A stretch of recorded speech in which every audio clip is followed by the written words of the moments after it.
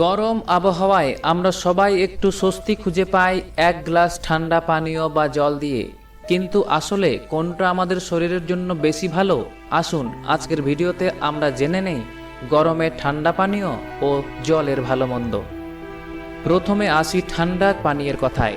বাজারে পাওয়া বিভিন্ন ধরনের ঠান্ডা পানীয় যেমন কোকা কোলা, স্প্রাইট, সোডা, ফলের রস ইত্যাদি অনেক জনপ্রিয়। এর কিছু সুবিধা আছে। তাৎক্ষণিক স্বস্তি। ঠান্ডা পানীয় খেলে এক মুহূর্তে তৃষ্ণা মেটে ও শরীরে ঠান্ডা অনুভূতি আসে। স্বাদ। এই পানীয়গুলি মিষ্টি ও সুস্বাদু, যা অনেকেই পছন্দ করে। কিন্তু এর কিছু অসুবিধাও রয়েছে। চিনি ও ক্যালোরি। অধিকাংশ ঠান্ডা পানীয়তে প্রচুর পরিমাণে চিনি থাকে, যা ওজন বৃদ্ধির কারণ হতে পারে। ক্যাফেইন।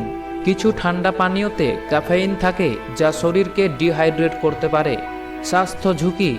নিয়মিত ঠান্ডা পানীয় পান করলে ডায়াবেটিস, হৃদরোগ ও অন্যান্য স্বাস্থ্য সমস্যার ঝুঁকি বেড়ে যেতে পারে। এবার আসি জলের কথায়।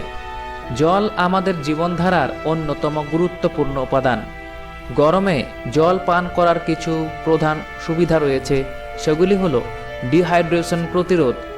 জল শরীরকে ডিহাইড্রেট হতে দেয় না এবং শরীরের সমস্ত সিস্টেম ঠিকভাবে কাজ করে। ক্যালোরি মুক্ত।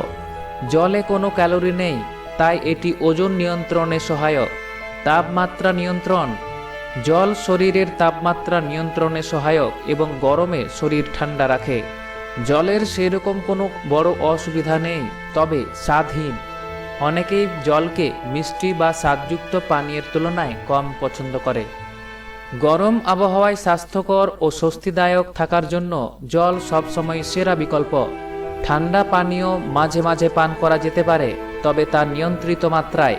স্বাস্থ্যকর জীবনযাপনের জন্য জল পান করুন বেশি করে এবং ঠান্ডা পানীয় সীমিত করুন। ভিডিওটি ভালো লাগলে লাইক দিন, শেয়ার করুন এবং আমাদের চ্যানেলটি সাবস্ক্রাইব করতে ভুলবেন না। নিচে কমেন্ট করে জানান আপনি কোনটি বেশি পছন্দ করেন, ঠান্ডা পানীয় নাকি জল। গরমে সুস্থ থাকুন, নিরাপদে থাকুন এবং জল পান করতে ভুলবেন না। আজকের জন্য এতটুকুই। ধন্যবাদ আমাদের সাথে থাকার জন্য। দেখা হবে পরের ভিডিওতে।